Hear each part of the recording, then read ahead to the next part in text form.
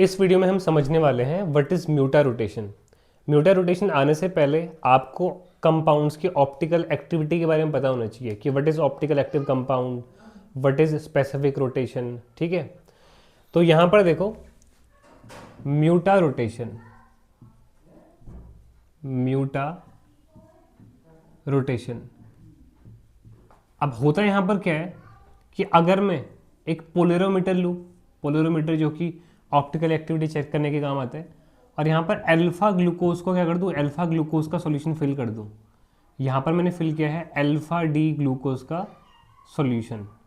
ठीक है, और मैं इस अल्फा डी ग्लूकोज में से पास कर रहा हूँ plane polarise light, plane polarised light. ठीक है, अब जैसे कि हमें पता है कि alpha D glucose optically active होता है और ये क्या होता है, डेक्स्ट्रो रोटेटरी होता है। डेक्स्ट्रो रोटेटरी को हम प्लस साइन से दिखाते हैं। ठीक है, तो क्योंकि ये डेक्स्ट्रो रोटेटरी है अल्फा डी ग्लूकोज, तो जो यहाँ पर प्लेन पोलराइज लाइट आ रही है, जब वो अल्फा डी ग्लूकोज में से क्या करेगी, इंटरेक्ट करेगी, तो अल्फा डी ग्लूकोज क्या करेगा भाई, लाइट को ऐसा आना चाहिए था, जो अल्फा जो प्लेन पोलराइज लाइट है उसको ऐसे का ऐसे बाहर आना चाहिए था, तो लाइट ऐसे आती। लेकिन क्योंकि अल्फा डी ग्लूकोज क्या होता है हमारा, डेक्स्ट्रो रोटेटरी, तो वो क्या करेगा, प्लेन पोलराइज लाइट के पाथ को राइट एंगल पे रोटेट कर देगा, ऐसे राइट एंगल पे। ठीक है, और जो अल्फा डी ग्लूकोज होता है वो इस लाइट को 111 डिग्री 111 डिग्री राइट पे क्या कर देता है, रोटेट। तो ये एंगल 111 डिग्री होता है, 111 डिग्री। ठीक है, और वहीं यहाँ पर क्या होता है, जो बीटा ग्लूकोज होता है, ये हमारी प्लेन पोलराइज लाइट, और अगर इसको मैं से क्या करूँ, इसको मैं क्रॉस करवाऊँ बीटा ग्लूकोज में से, ये हमारा पोलेरोमीटर हो गया, और पोलेरोमीटर के अंदर भरा हुआ है हमारे यहाँ पर beta D glucose, beta D glucose. और अगर मैं प्लेन पोलराइज लाइट को बीटा डी ग्लूकोज में से गुजारूंगा, तो ये क्या करेगा, इसको ये प्लेन पोलराइज लाइट को भी राइट डायरेक्शन में रोटेट कर देगा, ये भी राइट डायरेक्शन में करता है, ये भी हमारा क्या होता है, डेक्स्ट्रो रोटेटरी होता है। लेकिन जो ये बीटा डी ग्लूकोज है वो लाइट को घुमाता है 19.2 समथिंग एंगल पे, है ना, 19 डिग्री राइट डायरेक्शन में घुमा देगा यहाँ पर। ठीक है, 19.2।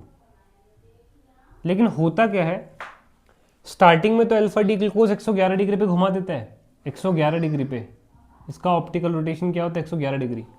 लेकिन धीरे धीरे करके 111 डिग्री का एंगल घटता जाता है, 111 से फिर ये 80 हो जाएगा, 80, फिर 70, फिर 60, धीरे धीरे करके ये एंगल क्या होता रहता है, डिक्रीज होता रहेगा, और ये 52.5 पे आके रुक जाएगा।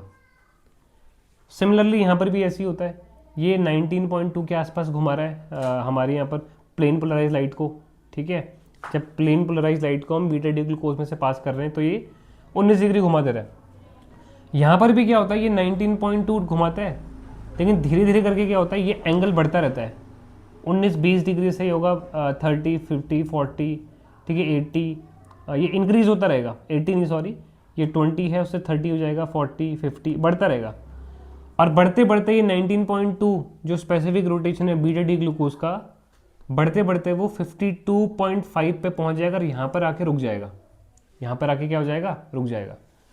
तो ये होता क्यों है और कैसे होता है, तो होता एक्चुअल में ये है, देखो कि जब अल्फा डी ग्लूकोज को हम यहाँ पर क्या करते हैं, सॉल्यूशन में क्या करते हैं, इसका सॉल्यूशन बनाते हैं। वैसे हम करते क्या है, एक हम बीकर लेते हैं और इसमें हमने क्या लिया, सॉल्वेंट ले लिया, और इसमें मैंने क्या डाला यहाँ पर, ये सॉल्यूट, यहाँ पर अल्फा डी ग्लूकोज ले लिया, और इसको इसमें डिज़ोल्व कर देते हैं, ऐसा डिज़ोल्व कर देते हैं, फिर इसके अंदर फिल करते हैं।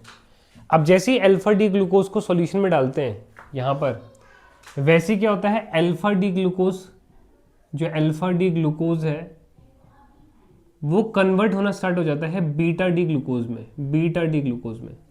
अल्फा डी ग्लूकोज का जैसे हम क्या करते हैं, पानी में या अल्कोहल जिसमें भी करेंगे, इसका सॉल्यूशन बनाएंगे और इसके अंदर डालेंगे, तो क्या होता है, यहाँ पर अल्फा डी ग्लूकोज बीटा में कन्वर्ट होता रहता है। अब अल्फा का एंगल कितना था, 111 डिग्री, और बीटा का था हमारे पता है, बीटा का स्पेसिफिक रोटेशन, बीटा कितने डिग्री पे घुमाता है लाइट को, 19.2 पे।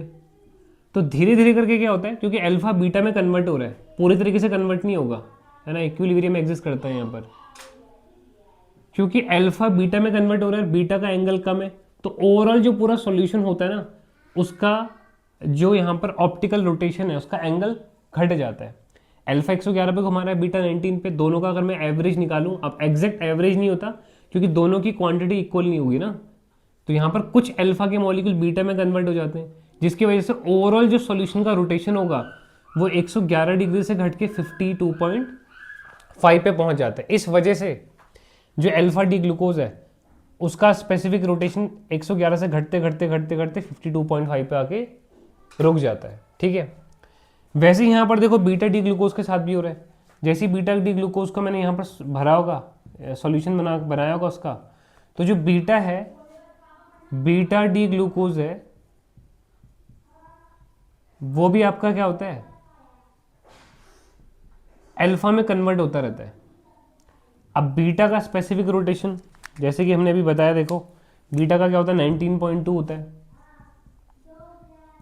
और अल्फा ग्लूकोज का स्पेसिफिक रोटेशन 111 डिग्री होता है। अब क्योंकि अल्फा बीटा जो है वो अल्फा में कन्वर्ट हो रहा है, तो कुछ बीटा के मॉलिक्यूल अल्फा पूरी तरीके से कन्वर्ट नहीं होंगे, कुछ बीटा के मॉलिक्यूल अल्फा में कन्वर्ट हो रहे हैं। इस वजह से क्या हो रहा है, सॉल्यूशन का ओवरऑल जो ऑप्टिकल रोटेशन है वो बढ़ रहा है। भाई आपको पता नहीं, ये 20 घुमा रहा है, ये लगभग 110 के आसपास घुमा रहा है, तो ओवरऑल जो दोनों का एवरेज इन जो पूरा सॉल्यूशन होगा उसमें कुछ मॉलिक्यूल बीटा के भी हैं। अब कुछ बीटा क्योंकि अल्फा में कन्वर्ट हो चुका है, तो कुछ अल्फा के भी मॉलिक्यूल है, तो सॉल्यूशन का जो ओवरऑल रोटेशन होगा वो क्या हो जाएगा, इंक्रीज हो जाएगा। इस वजह से बीटा डी ग्लूकोज का स्पेसिफिक रोटेशन 19.2 से बढ़ते बढ़ते बढ़ते बढ़ते 52.5 तक पहुंच जाता है, और यहाँ पे आके क्या हो जाता है, रुक जाता है। ठीक है, तो हो क्या रहा है, अल्फा डी ग्लूकोज का भी स्पेसिफिक रोटेशन क्या होता है, देखो यहाँ पर डिक्रीज करता है, और बीटा डी ग्लूकोज का क्या करता है, इंक्रीज करता है, दोनों का ही चेंज होता है। तो अल्फा और बीटा के जो ये कार्बोहाइड्रेट है, इनके स्पेसिफिक रोटेशन में जो चेंज आ रहा है, स्पेसिफिक रोटेशन में जो स्पॉन्टेनियस चेंज आ रहा है, अपना आप ही जो चेंज आ रहा है, उसी को हम क्या कहते हैं, म्यूटा रोटेशन कहा जाता है। उसी को हम क्या कहते हैं, म्यूटा रोटेशन कहते हैं। तो यहाँ पर हमारी म्यूटा रोटेशन की डेफिनेशन हो जाएगी, स्पॉन्टेनियस चेंज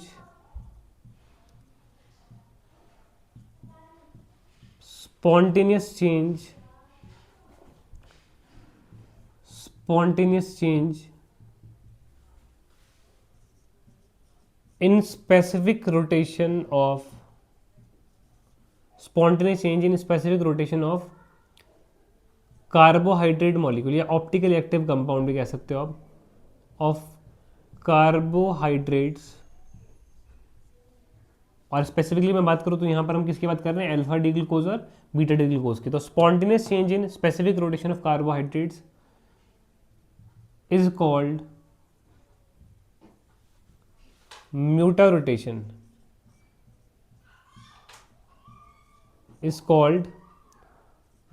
रोटेशन, ठीक है।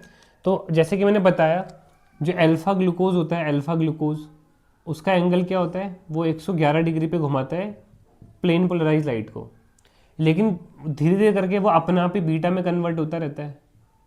और बीटा डी ग्लूकोज का क्या होता है, स्पेसिफिक रोटेशन 19.2।